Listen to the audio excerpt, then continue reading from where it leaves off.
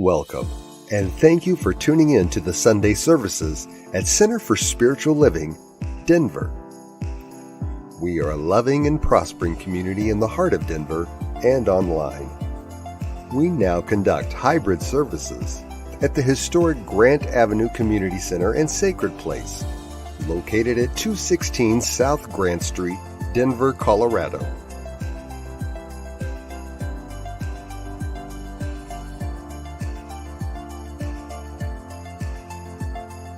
All are welcomed here. A place, space, and face of love.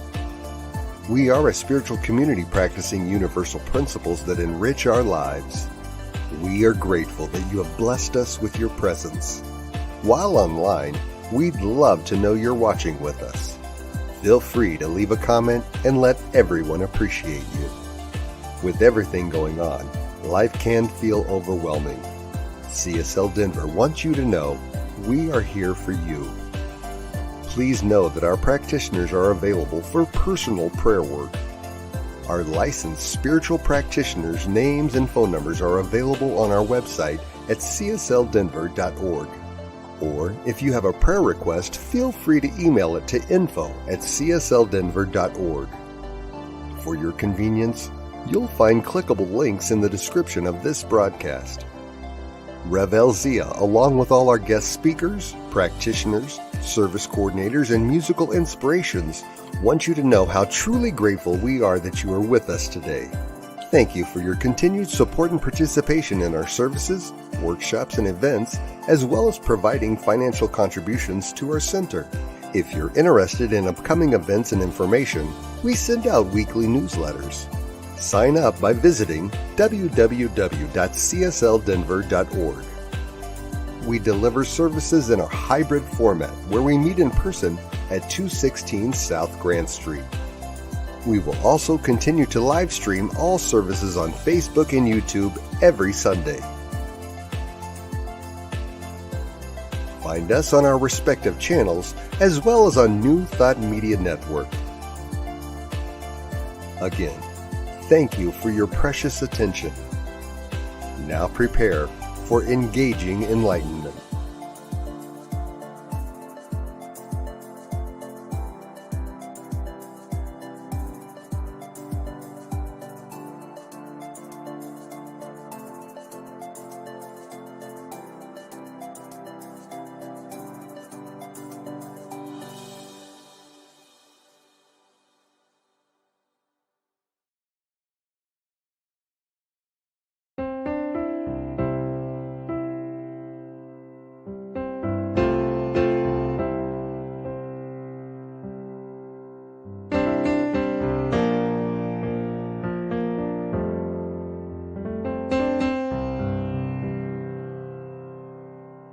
There is a garden where dreams come true, a beautiful garden where God's grace blooms. There is a garden where everything grows, a beautiful garden where love is sown. And in this place of light and love, you can have anything that you're dreaming of. There is a garden where dreams come true, a beautiful garden. That garden is you.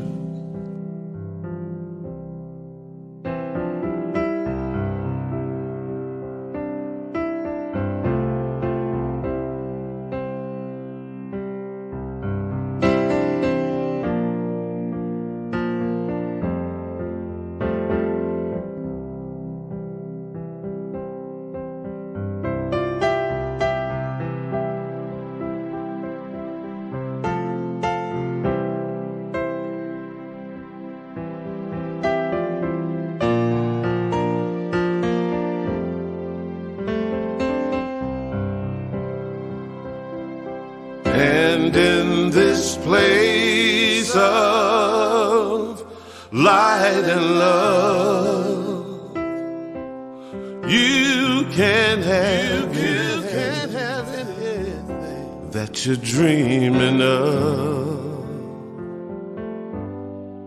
There is a garden where dreams come true.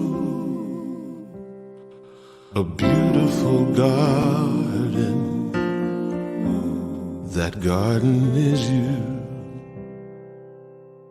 Such a beautiful garden, that garden is you.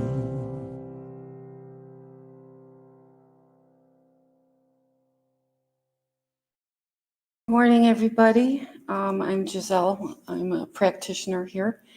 And we welcome this day, and if I'll do a little invocation if we all want to settle into our chairs and just take a nice deep breath as much as you can. Hold it at the top and let it go. A couple ins and outs. So this morning we welcome each other. We welcome our community. We say hello and welcome everybody who is watching from home, everybody who's going to watch from later in the week, everyone who is enjoying this almost summer day, wherever they may be on vacation or whatever. Take another deep breath, and we are reminded of how wonderful our community is and how we are one with every person on earth, including our source energy, the source of our being. We are the source of our well-being. We are the energy. And we take another deep breath, and we are mindful of how wonderful life is, and that we can count on each other, and that the beauty of life is in its compassion and its love. And again, we say hello to everyone at home, and we welcome Reverend Robert here today. And I'd say it was funny, but maybe he won't be today. No, he'll be funny, trust me. And thanks to all of our tech people and to everyone in our community. We really appreciate it. So another deep breath and just let it go. And so it is. Today's reading is from Dr. Terry Reid's book, Epiphanies, A Practical Guide to Wisdom. And it's a story called It Takes a Village. His father carried him into the clinic exam room, not because he was too young to walk, but because he was born with a deformed foot. Carlos was 5 years old and had never walked like the rest of us because he was born with a club foot. In the US, this would have been a momentary shock at birth, and then doctors would have cast the foot and ankle immediately in order to correct the deformity by the time Carlos learned to walk. However, in his village in northern Nicaragua, that type of treatment could never happen. You would have to go to the country's only children's hospital in Managua, which was about 200 miles away, and the cost would have been prohibitive to his family. Fortunately, humans are quite adaptable, so Carlos learned to walk the best he could on his deformed foot. It required walking on the outer edge of his ankle, and that caused him to wear out the leather of his shoes quickly, like once every couple of weeks. His parents could no longer afford to buy him shoes, so with no shoes, he could not go to school or play outside with the other kids. So here he was in my makeshift clinic in that rural village. Don't go.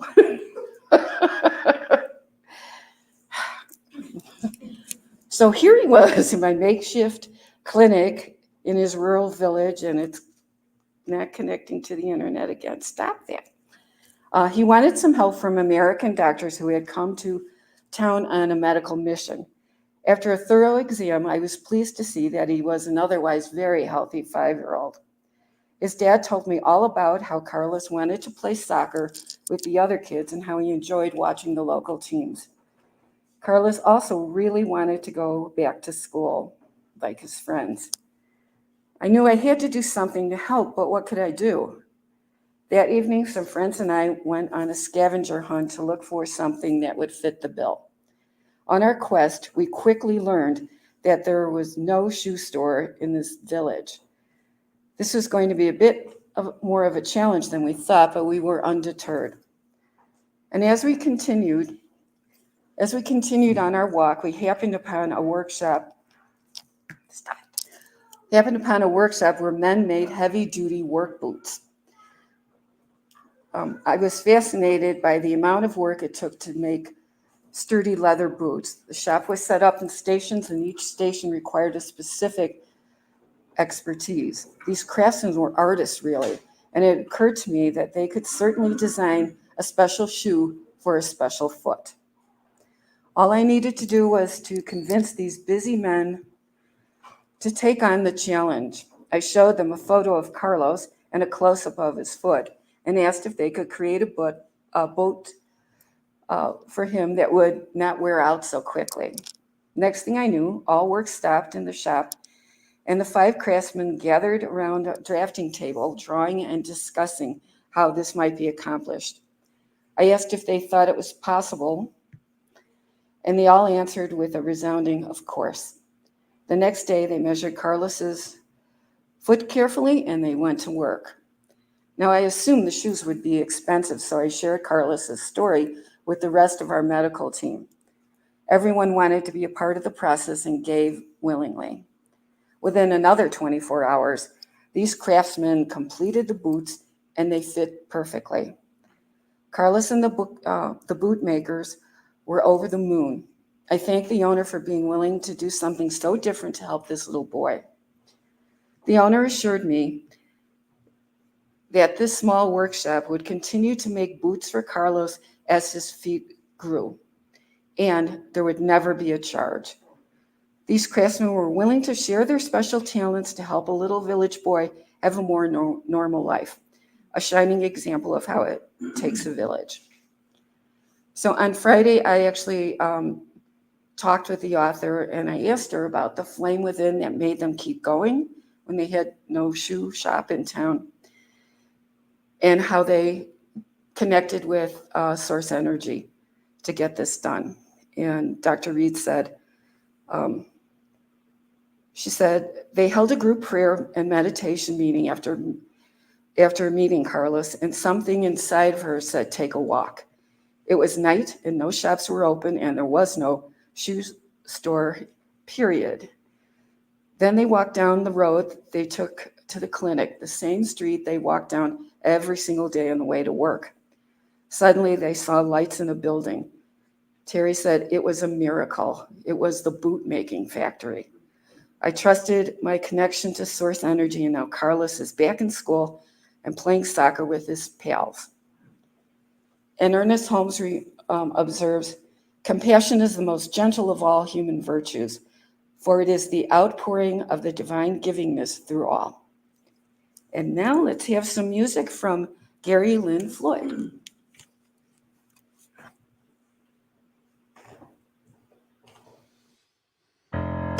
Good morning, CSL Denver. Gary Lynn Floyd back with you this morning.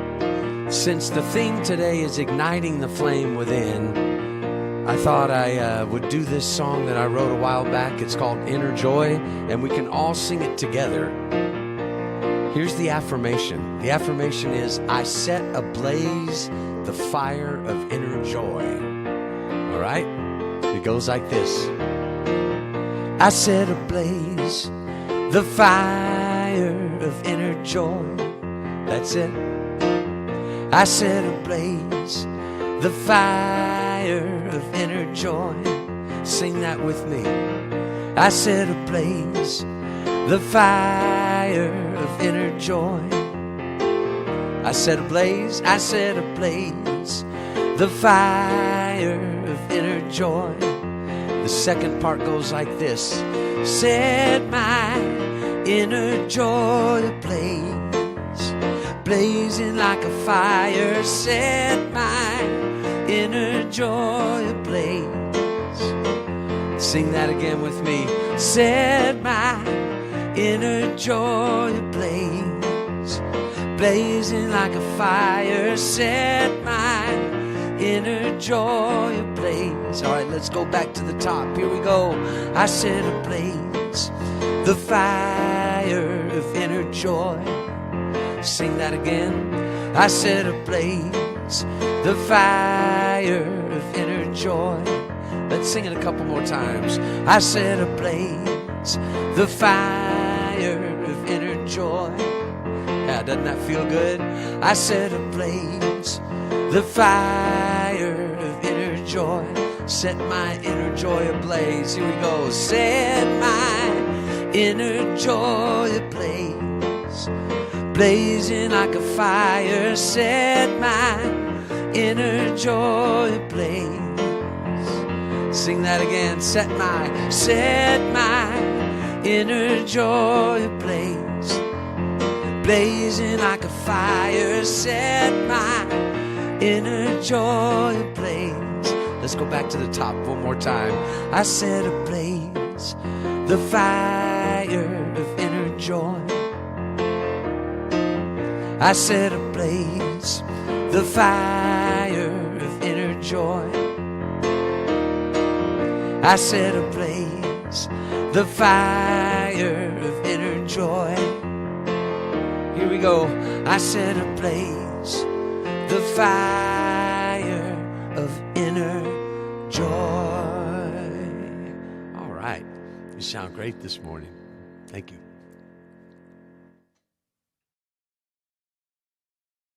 Thank you to Gary, Lynn, Floyd. The only thing that would make today any better is if he was sitting right there on the piano. Don't you agree? We're going to work on that, I promise. We're going to work on that.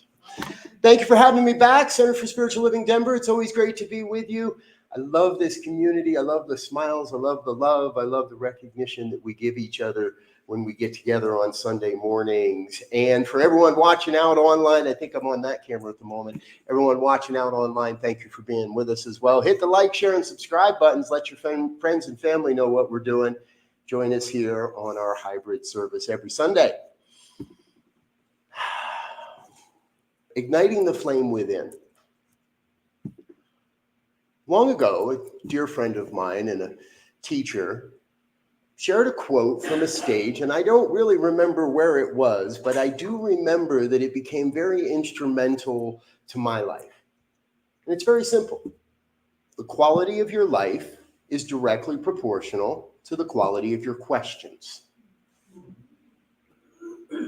I think everybody just agreed with that. Thank you. If you're out online nodding, thank you for that as well. The quality of our lives are directly proportional to the quality of our questions, which means the only real thing we have to do is ask good questions. Another great friend shared a quote with me long ago that said, the only relevant spiritual question is, why in this moment are you not dancing for joy?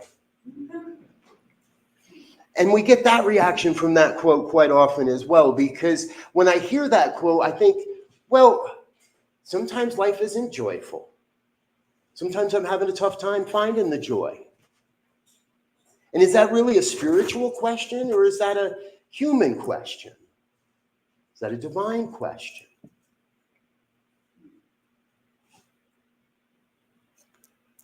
Not very often in public do I share what I'm about to share,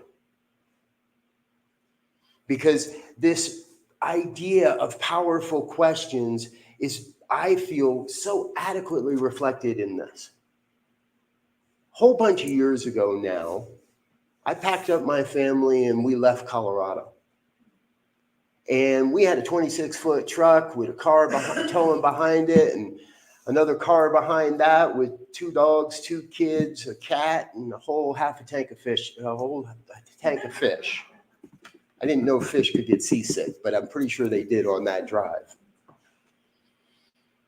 And I remember the moment very clearly. For the first time in the trip, Laura, my wife, came up and sat in the front with me in the big truck, and my brother was driving the kids and the animals and more houseplants than we could count. And the phone rang. Don't you know, it always starts with a phone call. Always starts with a phone call. And the phone rang, and all I could hear was, "I am so sorry, Mrs. Brzezinski."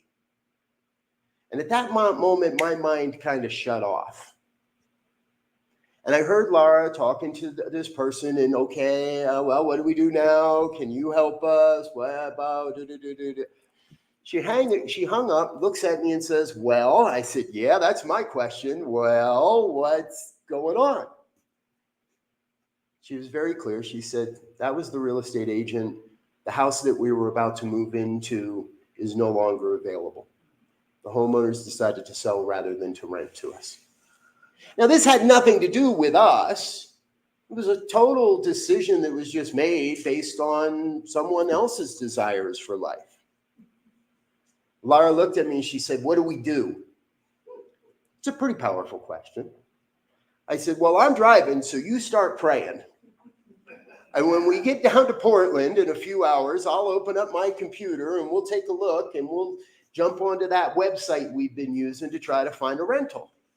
And I'll tell you, at this time, it was really actually kind of tough to find a rental home that we felt would work for what we were looking for. Number of bedrooms, space for the kids, all of this. When you know it, we arrived in Portland. I flipped open my computer, and there on the map was this little purple dot. It was a little purple dot that wasn't there 2 days earlier when I closed my computer, and it was a house for sale. Now, in the time it took me to learn to find this, I had learned that nobody in that community picked up the phone after 5 o'clock, at least not rental agents or real estate agents.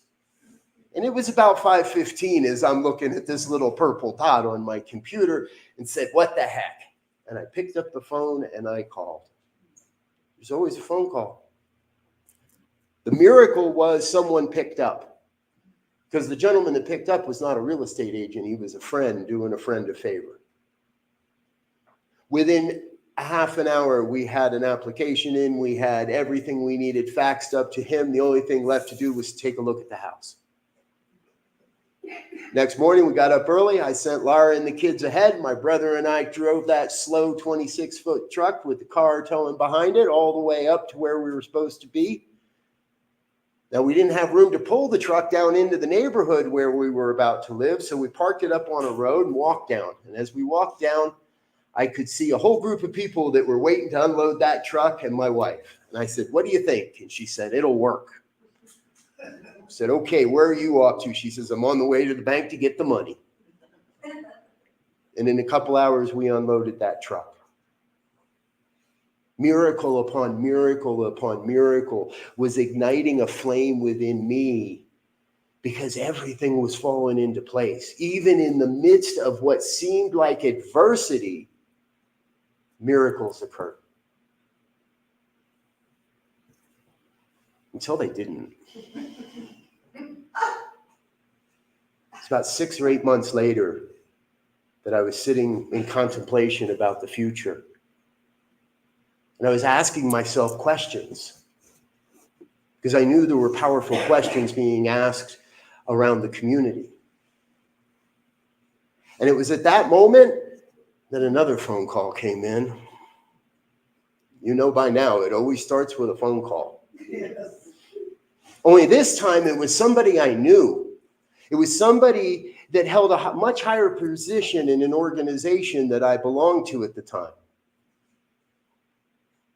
And I was confused. Why would this person be calling me on a Sunday afternoon of all times?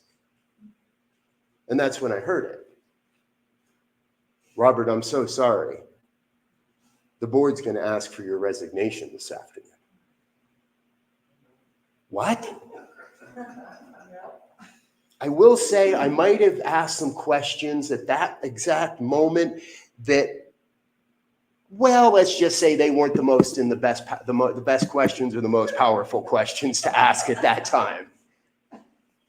Some of them actually have, little 3-letter acronyms that you can use.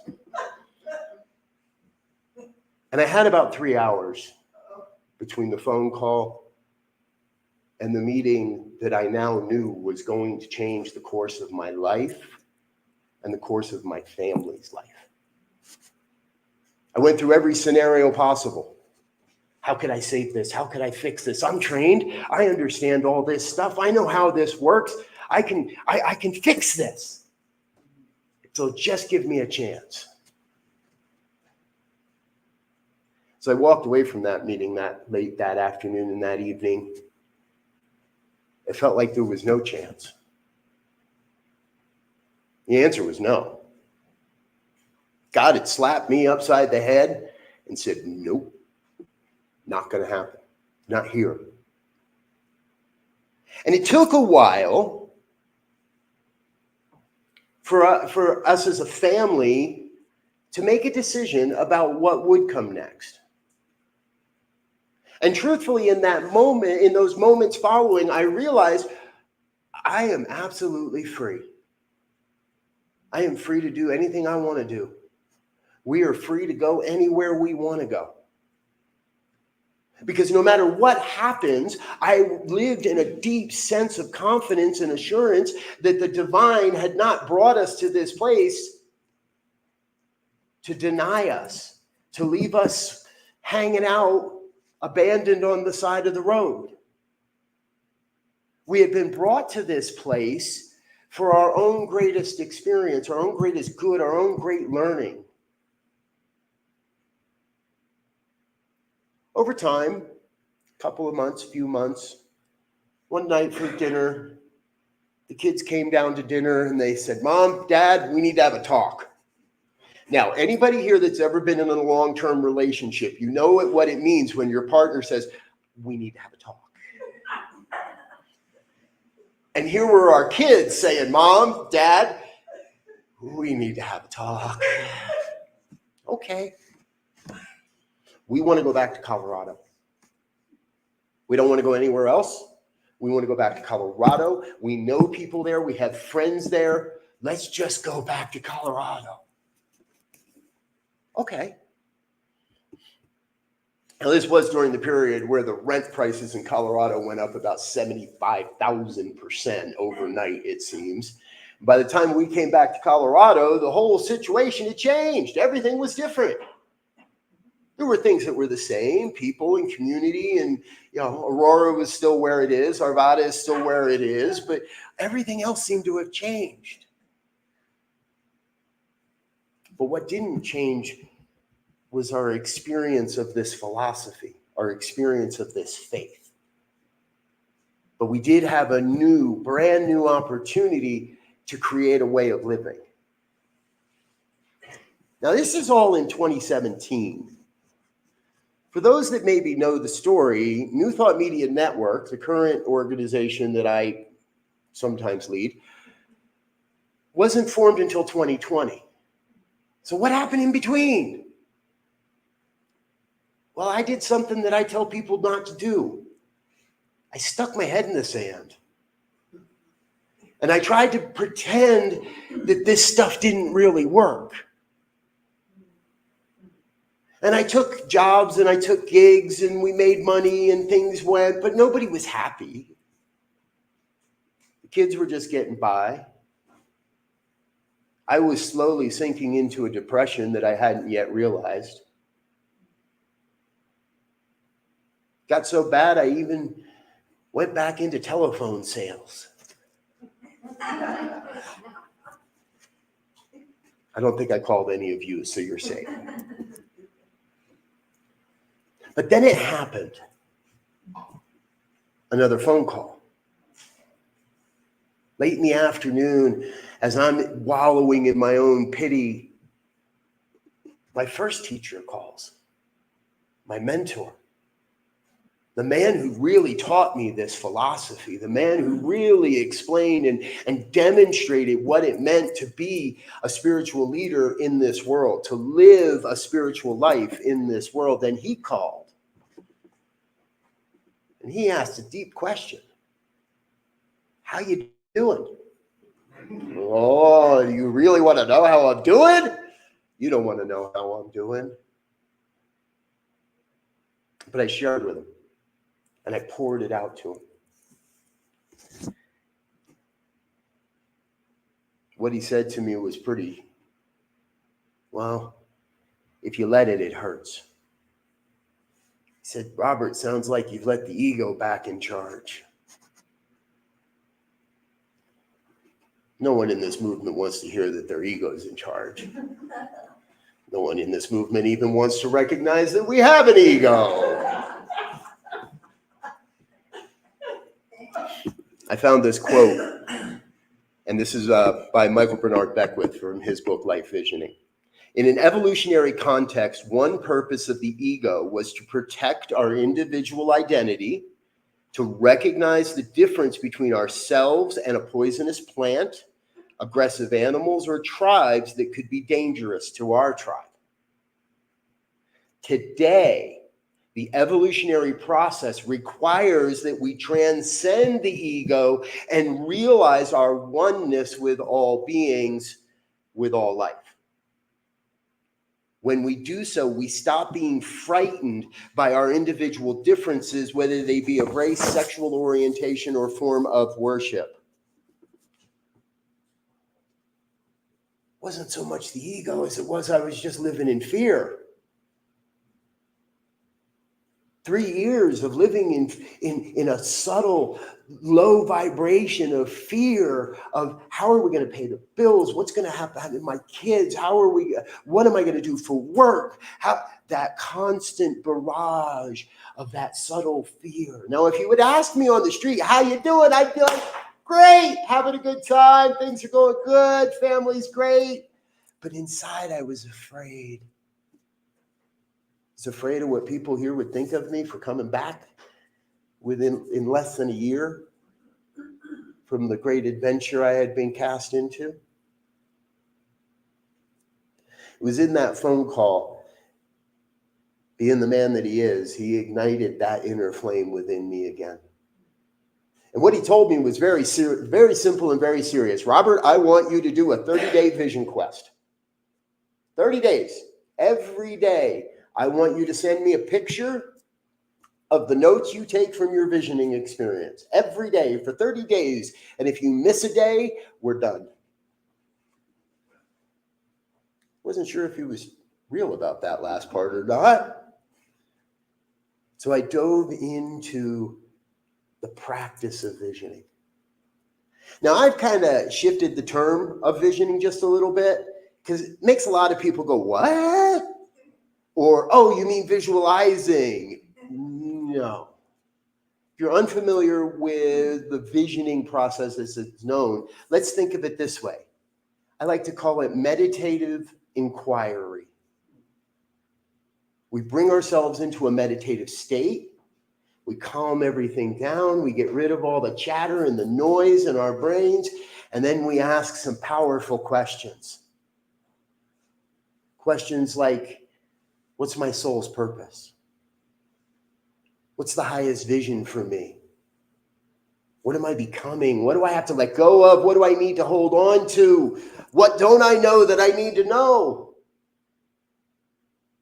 The type of questions that call us into a deeper reflection and a deeper introspection of who we are, who we've come here to be, and how we are supposed to be a part of a world that works for all. And in that 30 days, some things emerged that I had been aware of, that had emerged in other spiritual practices that I kind of had a fantasy about or a dream about. But as I look back on those notes now, for a little over 4 years later, 4.5 years later now, as I look back over those notes, New Thought Media Network has accomplished pretty much all of that. There's still some really big things in the future. There are some things that have emerged over the last 4 years that weren't there 4 years ago. Ideas and projects, connections, people, relationships, finance, ways to bring more money into the organization. The seeds of all of it were there. But remember, I had stuck my head in the sand. I wasn't playing this game anymore. Until my mentor said, do it. Play the game again. Do the visioning. Get in there and meditate. And he laid on me a question that I've been laying on clients for 20 years. Again, it's one that no practicing religious scientist wants to hear. How's your spiritual practice, he says. How's your spiritual practice? I had to admit to one of the greatest teachers I've looked up to over the last 30 years that I didn't have one any longer. The visioning ignited the flame to dive back more deeply into my other spiritual practices as well. Prayer, meditation, journaling, movement. I love walking the labyrinth. And over the next few months, a vision began to emerge. Now, if you're following the story, we were at January of 2020, and I'm not even going to talk about what happened a few months later, other than to say that a few months after that, everything opened up again. I had a sense of that freedom again, that we can do anything. Because everybody's locked at home, and everybody's sitting in front of their computers, and we can broadcast a message of positivity. We can broadcast a message of hope and trust and a deep sense of assurance that we are guided and led to our greatness in every experience, no matter what it might look like. We can share this great message with the world. That's what we set out to do. Along the way, I know we have ignited the flame within for others. I have watched it grow in my team. I've watched it grow in this community. Reverend Elzia was one of the first people to call me sometime late March of 2020 and say, dude, you're the techie guy. What do I do? I don't know, but I bet there is a power for good in the universe that does know. And I bet if we turn to our spiritual practice of meditative inquiry, we can figure that out. We can decipher the signs. We can look at the clues, and we can jump out onto the skinny branches and see what we can create.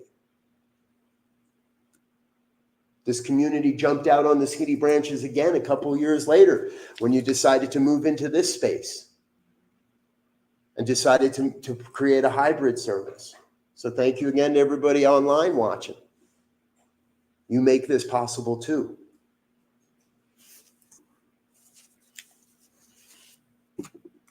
Over the past number of years, I have learned I was leading from my ego. I was making it happen my way. I was trained. I had the degree. I had the credentials. I had the backing. I had everybody's best wishes. I had God on my side. How could I be leading from the ego? I was frightened I wasn't good enough. But here's what I know. Everybody's good enough at something. You may not be the best at this thing or that thing. Personally, I am not the greatest cook in the world. Lara says she's going out of town. My youngest goes, oh, great, Dad's cooking for 2 weeks. It's the truth. But what I know is there is a greatness within me. And if that's true of me, and we all really do live in a world of oneness, then that means there is greatness within each one of you as well. I want to invite you to keep an eye on what we're doing at New Thought Media Network. We're leading from vision and doing everything we can, not to eliminate the ego, but to be super aware, super conscious of when we're letting the ego tell us how it should be or what needs to happen. I believe that as a human race, we are on the edge. We are actually already in the activity of a massive new vision for how humanity shows up and lives on this planet. And I see everybody in the room nodding. So if you're not nodding out online, now is the time to go like this. Or you can give us a thumbs up or a like or something like that, right? Comment down below. There we go. Have you ever been on fire about something and nothing could conceive you otherwise? Where'd that come from? I think it comes from the vision. I think it comes from the grand vision for all of humanity, a world that works for all life. Not just those of us in the human bodysuit, but it works for the creepy crawly creatures and the furry creatures and the scaly creatures, the alien creatures that come and visit occasionally. It works for all of life. And you can try and stick your head in the sand if you want. But my sense is if you're in this room, you're not that ready to go there. You stop coming to church before you stick your head in the sand, by the way.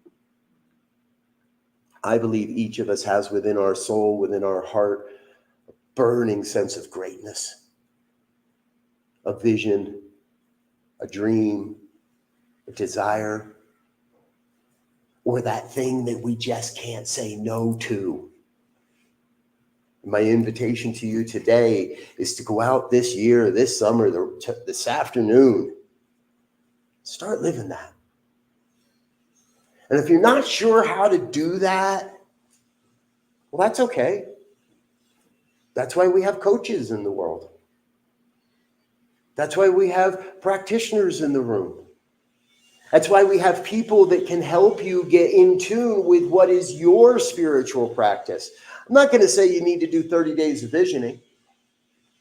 Although I did recently have a student claim to me they were going to do a 90-day vision quest. And my immediate thought was, good luck. Let me know how that works out for you.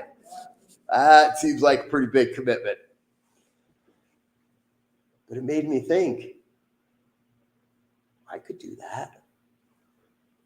What if I did that? What if everyone on a regular basis not just said, oh, I'm going to do a little visioning and a little meditation and I'm going to ask God what I should do here. But what if everyone made a commitment in your spiritual life to invest an amount of time daily to be in meditation and to inquire about what it is that wants to happen here? Heck, maybe you've got an important meeting coming up this week, and you know what? There are these great little meditation chambers on pretty much every floor of every office building I have ever been in. They're called restrooms. You slip in there, you close the door. Most of them have a little door you can lock even, a little cubicle within the cubicle. You go in there, you lock the cubicle, and you ask yourself, what is the highest vision for this meeting? Or what do I have to let go of for the highest vision to reveal itself in this meeting or this negotiation or in my relationship? What is it that I need to know? It doesn't have to be a big, huge, drawn-out process. You don't need angels singing and candles to light and bells to chime. Just get still, get quiet. Pull into a parking lot, park in the back corner, close your eyes and ask yourself, what am I becoming? What am I becoming in consciousness?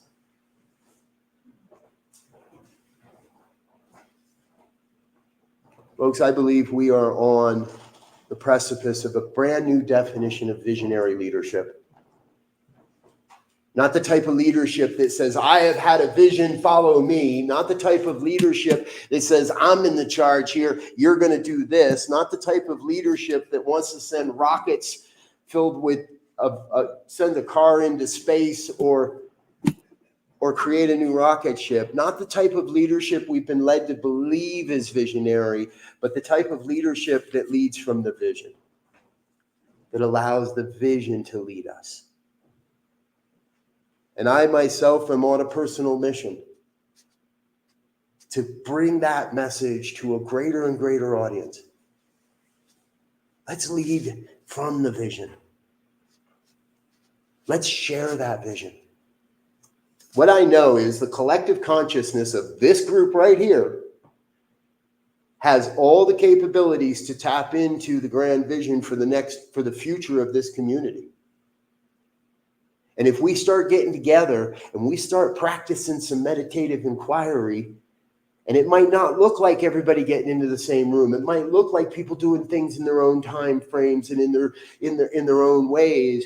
But if we can get consistent on being a vessel, an avenue through which the divine reveals itself, and everybody here knows we're already that anyway, right? So let's get intentional about it.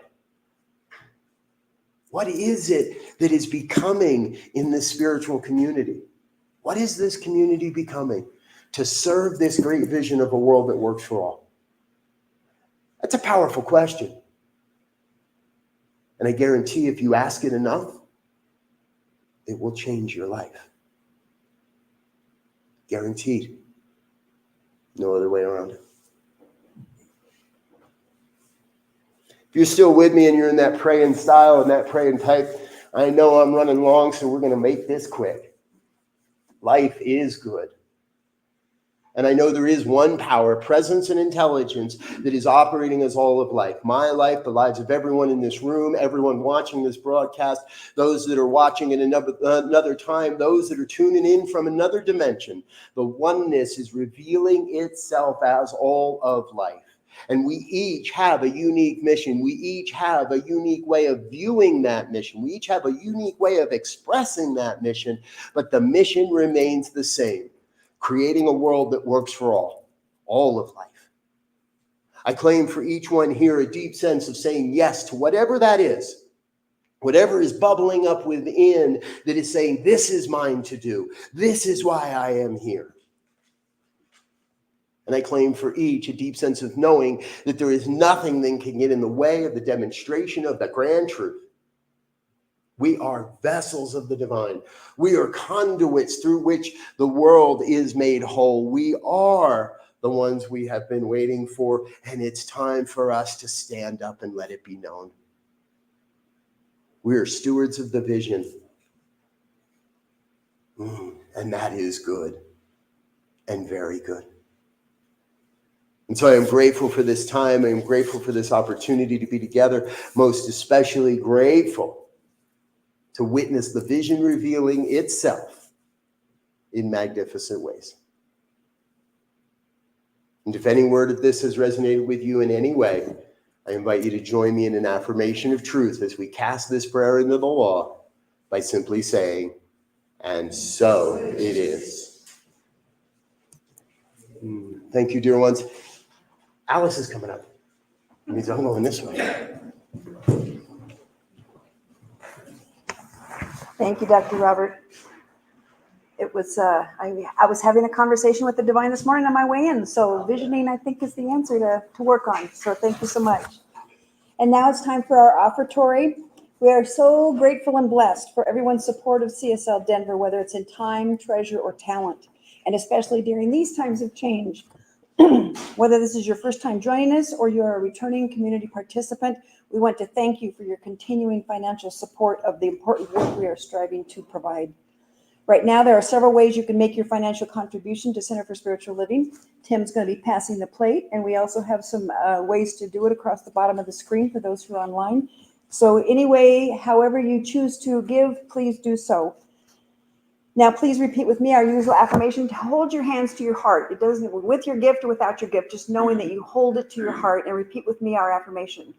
This perfect gift is spirit informed, circulating and blessing all that it touches. Freely I give and joyously I receive. And so it is. Amen. And next week is Father's Day on Sunday, and we also have our Divine Dialogue right after service. So please join us from whenever service ends to about 12 o'clock to just have some discussion about God, Reverend Elzia's talk, whatever you want to talk about. And we have some older Science Mind magazines over here that are free, and we have the current Science Mind magazines, the May-June issue, available for $4. And if you would like to hear some good news of the world, to affirm the good in the world, we have a link on our Facebook page called And Now the Good News. And this is through Dr. Roberts' New Thought Media Network, and they just provide so many programs on New Thought Media Network. Radio programs, prayers, talks, just all kinds of wonderful, wonderful things. So there's something for everyone. And we are so truly blessed by everyone who has chosen to support CSL Denver by showing up on Sundays or watching our services online. We know that as we move through the rest of the year, the Divine Beloved is guiding us and loving each and every one of us. So thank you so much. And now let's close out with Karen Drucker's gratitude song. Hey, I'm so grateful.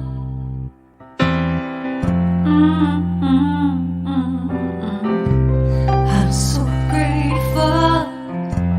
I'm so grateful.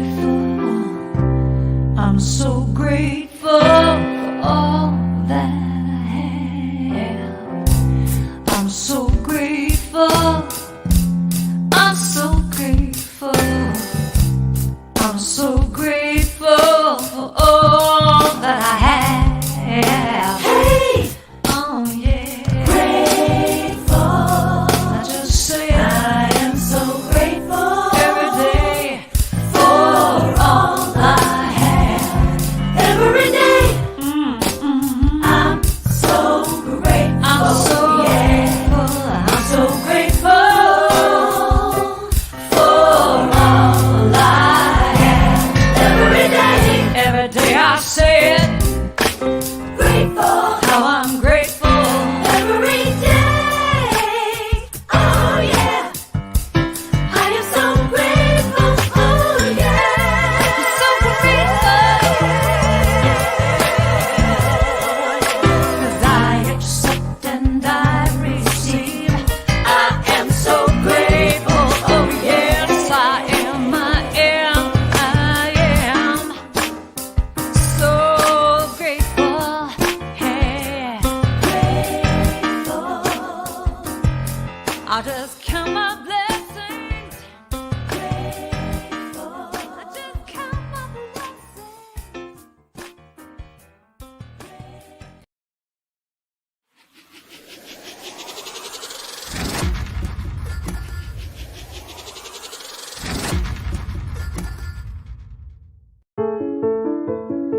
New Thought Media Network. We are a global broadcast network of positive music, media, and entertainment, inspiring humanity's evolution along the journey of enlightenment and creating a world of love, peace, empowerment, and prosperity for all. New Thought Media Network.